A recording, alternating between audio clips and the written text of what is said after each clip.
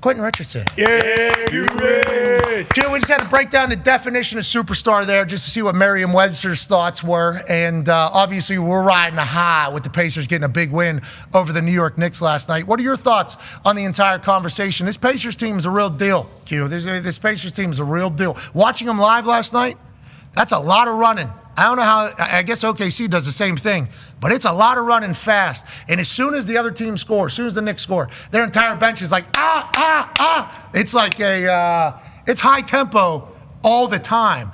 A lot of teams do this. Is this a new thing? And what are your thoughts on this Pacers team, Q? Man, I like what the Pacers are doing, man. They're doing what they're supposed to do, man. They seizing the moment, and now they got a chance to go to the NBA Finals. As far as the superstar conversation, man, I think if you ask Tyrese himself, we get like, as far as us in the media, we getting too big on labels. It doesn't really matter. When you look at it, you said it. Tyrese getting a max contract. He's balling. He's been on the All-Star team. He's been on the Olympic team. I think the real thing you only desire from a player standpoint, like you say, you got the money. Don't lie. We all want the money. That's one of the top first things. You want the money. He got the max money. And then you want the respect from your peers. Like when you get done, like the whole overrated thing, that was a joke. That's a joke, whatever. But I mean, at the end of the day, when you get through playing, I think all athletes want to have the respect of their peers. Because, I mean, the media, that's going to come and go because some people may like you, may not like you. But I'm talking about when you get down in the trenches and they got to go and hoop against you, I know he has to have the respect of everybody that play against him because look what he's doing. Like you said, a 30-point triple-double, but with 0 turnovers and the high usage he has, how much he has the ball in his hand, it's not like he's out here playing it safe. He's doing all type of stuff, no looks and everything else. So what he's doing is incredible, and I think when he gets done, his body of work will speak for itself. Yeah, I appreciate you saying that, and I agree. And Tyrese, I think he hears the noise because he's young. So obviously he has social media. Mm-hmm. He bans himself from social media during the series, though. I think that's a good play. Like his dad. Yeah. I think that's a good play. His dad will keep an eye on things. Yep. You know, his family will keep an eye on things. But like the way he handles himself, the way he has represented this city, has been a beautiful thing. He's what, 24? Yeah, 24, 25 or 6. Whatever he is. He's still young. He's very, very young. And I think we're all incredibly pumped for what the future possibilities are here in Indiana. OKC, Indiana, I don't want to look ahead. Obviously, we still have to win the series against the New York Knicks. Winning in Madison Square Garden would be bananas. Okay, that would be spectacular if that was to take place.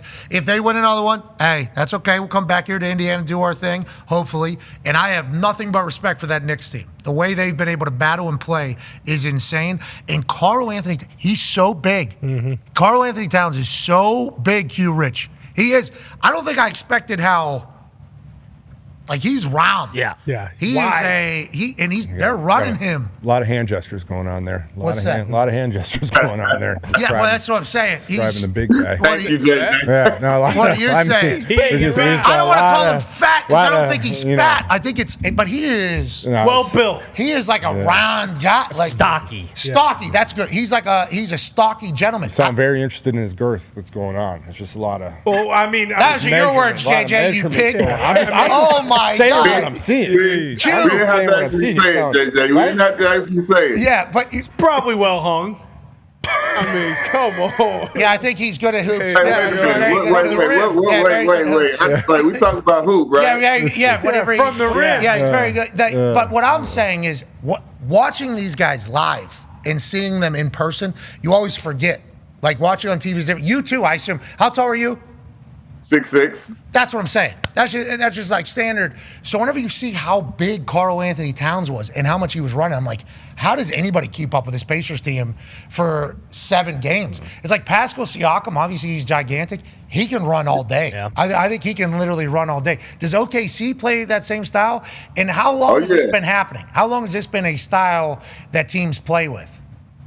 Man, I think since Golden State was able to show that they could win a championship, you know what I'm saying, with the small ball lineup, that was, pretty much everybody tried to copy and paste. So now you see a lot of fours, that like 1 through 4, you got smaller guys, and then you got one big guy out there. It's a lot of 4 out, 1 in, or just flat out 5 out with pick and roll being played. And these guys, I mean, like you say, you talking about Cat. He's used to this, man, in Minnesota his whole career when he was younger. He's a guy who's always gotten up and down the court well and played on the outside and played inside. So, I mean, he's equipped for this. And I mean, most of these guys, you look at, like, if you look at a guy like Rudy Gobert, who's really like 7'4", whatever he is, the Wemby's, the 7'4", 7'5". Like, the league is a strange place, man, because you say, like, I'm 6'6", and I go out there and I do not look big on the court. I look average and regular size, and then it's a difference when you walk into the real world. But when you're in the gym and you playing in the league, and even in college now, everybody's huge, man. These guys are tall, 7-footers, 7'2", 6'11", 6'9", and it's like,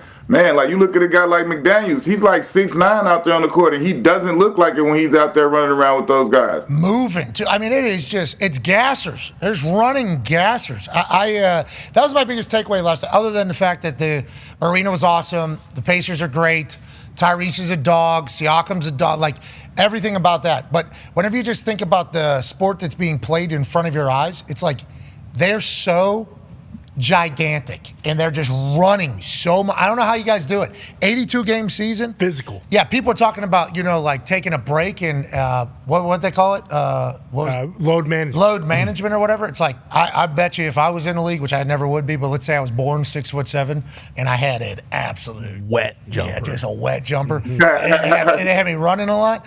If I was given an opportunity, probably, hey, do you want to take tonight off? I think I would probably. I think I would have probably said yes to that because of. And these dudes are so talented. Like today's game, like right now at present day, is you could go from the top to the bottom of the roster, and there's more guys that could do a little bit of everything. That's got so much talent than it's ever been in the history of the game. Like when we, earlier generations, you had guys like a Reggie Miller. He was a shooter. He was a sniper. That's what he's gonna be legendary for. Now you got guys that's like Steph Curry. That's like he's the N1 ball handle king. He's AI. He's Reggie Miller. He's a bunch of guys wrapped up into one. Same thing when you look at a guy like Pascal Siakam. He's like. He's a wing guy, but he's a post guy. He doesn't miss mid-ranges. He'll dunk on you. He rebounds. He defends. It's like these guys are so talented and so gifted. And then, like you said, 6'10", 6'11", Wemby, 7'5", playing like a guard, doing different things. The level of talent and the abilities these guys have all in one player, it's never been seen before how many of these guys can do so much stuff. That needs to be showcased more because on TV it just looks normal. Yeah. Like 6'6" just looks like 5'11" whenever you watch it on TV.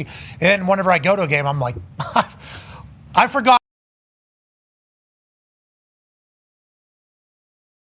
Like, holy shit, I forgot that you are one of one. What did you want to say, JH? QR, I have a question for you. You obviously played 13 years. You've seen the game transition over time. As we talk about this, have you seen the training, whether it's the weight room, whether it's running, evolve over time? I know even in the NFL, we're seeing obviously kids are in these programs starting young, so athletes are just getting bigger, stronger, and faster. Is the NBA similar, or is that more about a skill like shot making? No, it's all of it in one. The skills and the shot make. I mean, it's obvious. Like we replicate what we see. So now they've been able to see all of these different things, and they're able to put it all together. But the training has absolutely gone bonkers. Like these kids are getting trained at such a high level at a young age. That's why they're able to do so many different things because they get in the gym and they train. The difference between this generation and our generation, we didn't train nearly as much. We went to parks, we went to courts, open gyms, and we played all day long, played against each other. And that was like our work. That was more of the work we did. We tried different things. We figured different things out. But now the skill level is so high because of the level of training they're getting. They're getting training. It's starting at 6, 7 years old on up, and they training with these guys grow up and they say, I got a trainer that's been training me for this long, and like they develop these skills. And when you're going in the gym at a young age and you're actually focused and honing in on putting in work on different things, they got no choice but to get better. And you seeing that out on the court. I mean, obviously, the coaches and the different things would rather some things be honed in. But when you just look at these guys individually and you look at the level of skill that they have and the different things and the tools they have, it's incredible, man. When you see so many guys that could do so many different things, when the earlier generations, it was kind of focused on this guy can do this guy could do that, and now these guys is putting all of this in their own tool bag. I mean, that goes into a much larger conversation about the state of the game and, the skill of the game versus the quality, like all that. I mean, there's just like, it happens in football, it happens in every sport. Certainly happens in the NBA. It was an honor to watch everybody do their thing last night. That was right in front of me. That was early. Yeah, that was nice to see. That was nice to see. And he has such an abnormal shot. Yeah. That thing's falling, though. Oh, yeah. And then his free throws, too, the way he shoots them, it's like it's falling. He's looking to assist every single time. And then Ben Mathurin got in relief of Tyrese. Tyrese got like extended minutes of just chilling on the sideline. And it was like you looked over, he had a heat pack on his back, had a little heat pack on his legs. And it's like every minute they steal with him on the bench, it's like good for the long term whenever they go and run it. It's like, I love what they're doing over there. Now let's go to the West, shall we? D-Butch, go ahead, pal. Big game, big must-win game for the Timberwolves coming up. That 1-2 punch kind of been inconsistent. Ant-Man last game, didn't score a bunch. Didn't get enough shots, in my opinion. And then Julius Randle has been very up and down when it comes to putting the ball in the bucket. What can they do there to get those two guys going against OKC? Obviously, man, I think Ant's shot output kind of predicated on what everybody else is doing. Like when if everybody else isn't playing well and nobody's posing any threats, that gives the OKC Thunder more room to load up and to shadow him and to put more eyes on him everywhere he's going. That's what he's seeing when he's saying that he didn't feel like he had a bad game because he made the right plays. Because you got to understand, as the ball handler, when you come down or you come off a screen or you going to make a drive, and when you look at the basket and look at the lane, you see 3 to 4 different sets of eyes, and you see long arms in the lane. You see guys shading over and different things like that. That's trouble. You don't just drive into that. So to his credit, he was making the best plays, but he still, as the superstar of that team, as the guy, he has to find a way, with the way they're playing them, to get more shots up and to be more productive for his team. As far as Julius Randle goes, this was the reason that I was nervous in this series, because he had been outstanding throughout the end of the second half of the season and going down the stretch in these playoffs. The first 2 series, he was out of control, balling, hooping for them. And he needed to stay at that level for them to have a chance in this series, and that hasn't happened. So for me, that was going to be the difference in the series. If he could go and still be that guy averaging 24, around 6 and 6, they will be in a different predicament, because then Anthony Edwards will have more room to do his thing. But with him not being able to do that and being up and down, and the other players being inconsistent as well, they've been able to load up and give Anthony Edwards all the problems in the world. Hey, that's why depth is such a important thing this time of year, right? Because if one of your superstars isn't, making everything like they had been for a while, somebody else could step up. That's just Pacers team. The Pacers team in a nutshell is like, we just have different guys that'll step up every single night. Tyrese is the facilitator, is going to make it all happen. That's why he doesn't always have the most amount of points, because he's running the offense. He's the coach on the court. He's point guard, obviously, who can also score. Obviously had 30 plus last night. But it's like we have a plethora of, feels like Oklahoma City too, deep. Right? Yeah. Is that the right thing? And if you look at the Pacers, what did Sham say? 7th or 8th lowest payroll? Yep. I'd assume Oklahoma City, I don't know what it is, but I would assume similar, not the big market stuff. They about to deliver a whole bank, not the Brinks truck, a whole bank about to be sitting at Shakes or this time. You can believe he about to get about close to $400 million. He gonna be, you talking about pay? I think the number is like 379, 380 or something to be exact. But they about not a in drink Oklahoma. He about to get a whole bank. Could you imagine $380 million in Oklahoma City? Holy shit. Woo. Jeez. Good for him. Sir. You could probably very good for him. You remember Matt Stafford got drafted number 1 overall? They gave him $60 million or something like that before he even stepped foot into the NFL or Detroit. And I thought to myself, like, $60 million at that point in Detroit, I think he could have bought the whole city. Yeah, definitely. That was right off after the recession. Too. Yeah, tough times in Detroit at that time. I remember he just sold it a couple years ago, and I saw the pictures. It was a badass. Was it a log cabin or no? No, it was much nicer. He says it.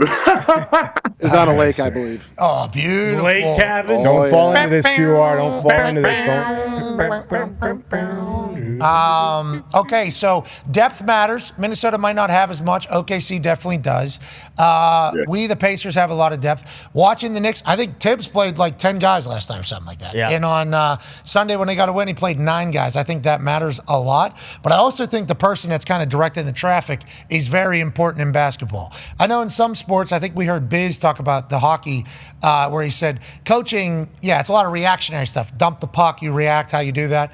Basketball, it feels like this stage, coaching very much matters. Go ahead, Con Man. Yeah, Q Rich, it feels like Rick Carlisle is kind of the elder statesman of the coaches left. He became top 10 in playoff wins last night with that victory, and with them possibly going to the finals in the OKC and Timberwolves coaches being a little bit younger than him. Feels like they have that advantage. How important is that for Rick Carlisle? And then kind of a separate question as well. Pat talked about James Johnson, kind of the vibes he brings to the Pacers bench and locker room. How important is it to have that vet kind of OG like James Johnson who can kind of set the tone for everybody? And is that someone Rick Carlisle uses to make sure his message is getting across in the locker room?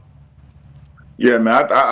Rick Carlisle has been a championship coach and a very good coach in this league for a long time now. So I'm not surprised at all by what the job he's been able to do. He's been coach of the year in this league. His teams always have an identity, and they represent what he wants them to represent.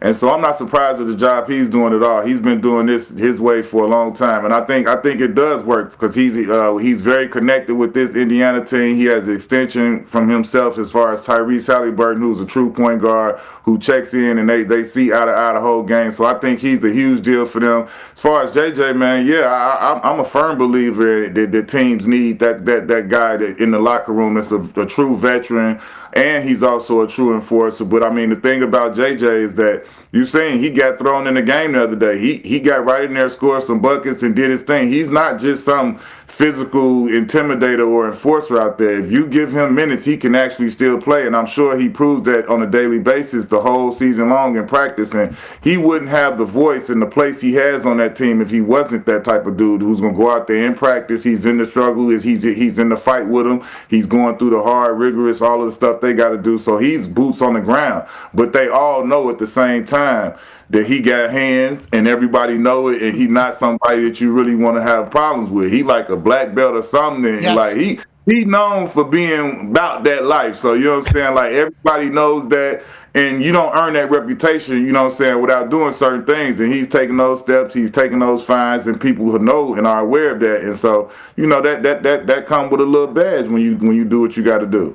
He last night, the way he was able to direct this fan's attention. This fan, I don't know if you heard me tell the story earlier or not. This fan, front row, great shit talker, New York City shit talker. I mean, he was right behind us, so I got to hear it. Great persistence, good tone, good delivery, good emphasis, you know, on the side. Good shit talker. Clearly was a good shit talker. At Tyrese, boom, boom, boom. And then just James out of nowhere, just, let me go ahead and take that attention right here, buddy. And then that guy was just talking shit down the bench to James for the rest of the game. And it's like now Tyrese doesn't have to deal with this guy who's 4 feet behind him for the rest of the game. It's like, even that little thing, I'm like, genius. Yeah. Like, that is such a good play. And then you talk about him getting on the court. I think he still had... Yeah, he still had his bracelet on. I think he had the bracelets on, too. He gets out there, obviously does his thing. It's like, to your point, have to be good at ball for anybody to respect you. That's number one in this entire thing, especially in the NBA. For the NFL, it's the same. If you bring a vet into the locker room, and the guy stinks, you know, the locker room's probably not going to respect the guy. Even like, you know, they might like him as a person, probably not going to respect the guy. Even if the coaches are trying their best to make this guy be the veteran leader of the team, you know, giving game balls out and stuff to guys. Sure. You know? Usually it's a relationship with that player and that coach. Yes, so, that comes together. Yeah, and it's kind of like... half a pressure game ball. Oh. Yeah, that happened in our... It was tough. Yeah, but he had to just walk out there and say, yeah, here we go, boys. Yeah. And we loved him as a guy. But it was certainly a situation where it was like, this ain't real, okay? We need to maybe pick somebody else to do this with. I feel like the NBA is probably, all professional sports are probably the same way. The locker room knows immediately. Now you got to be genuine. Yeah, and James does a lot of talking too. He is a chirper. Yeah, when he went in against the Cavs, we were kind of reminded about it yesterday. He went in against the Cavs and basically just set a screen on Max Strus and just buried him Immediately. Yeah. Incredible. This Pacers team might have it. All right, anyways, we will continue to follow this Eastern Conference Finals and Western Conference Finals until inevitably it's Indiana versus Oklahoma City, which is good for the NBA. Certainly. Because we think it's a long series? Oh, yeah. If it's the other teams? Oh. No. Everybody's talking about business.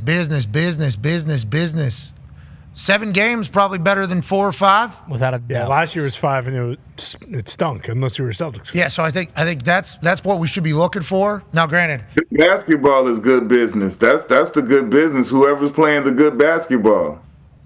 bingo. Yes. That is sports. That is sports. Now, granted, I can see how New York involved in anything is good for ratings because there's so many people. So many people over there. That is certainly a valid conversation. But like 6-7 games, a lot better than 4 or 5 games. If we're just talking business all the time, which is what everybody seems to be. Yeah, it's not bad business if the Indiana Pacers are in this. It's like, what if they're the best team? That's bad business for the best team to be in the finals? That seems like a dumb thing. Nonetheless, we'll continue to follow. This offseason, though, Q, is about to be a term that we've never heard. Go ahead, Ty. Yeah, Q, we had Shams on the show yesterday, and he said, I quote, "This might be the most craziest offseason ever." His words, not ours. Correct. Now, when you take that into account, do you agree with that? Do you think we're going to see a bunch of players changing teams that kind of changes like the dynamic of the NBA as a whole? Obviously, some of these teams like the Pacers and the Thunder probably aren't going to look a whole lot different. But there is, a possibility that KD's on a new team and Giannis is on a new team and all these different superstars. Do you think that's going to happen this season? Are we going to see a lot of household names change teams?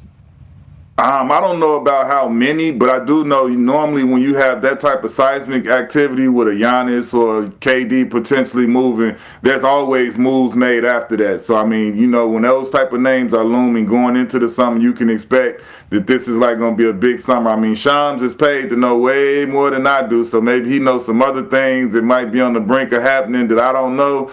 But, I'm excited for it, man. I'm super excited to just see and watch everything that's going to happen and see how things unfold and how it play out. Because, I definitely think when it's potentially a KD and a Giannis moving, is no telling what else could happen. And on the heels of a KD, an AD for Luka trade. So, right now, it's anything can happen. Everybody's still trying to jockey and position themselves after that Luka and AD trade. So I definitely believe it's going to be some stuff going on this summer. You're great for basketball, Q Rich. We appreciate the hell out of you, man. Enjoy your day.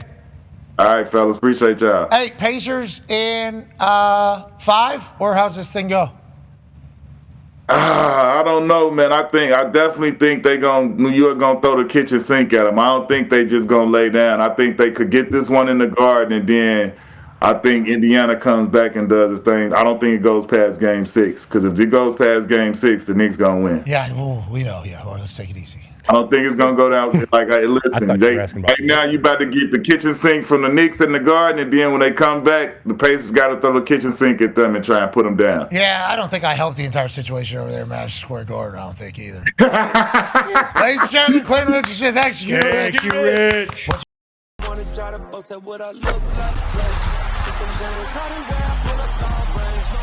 Jimmy with the heat, I'm on fire. It's Indiana,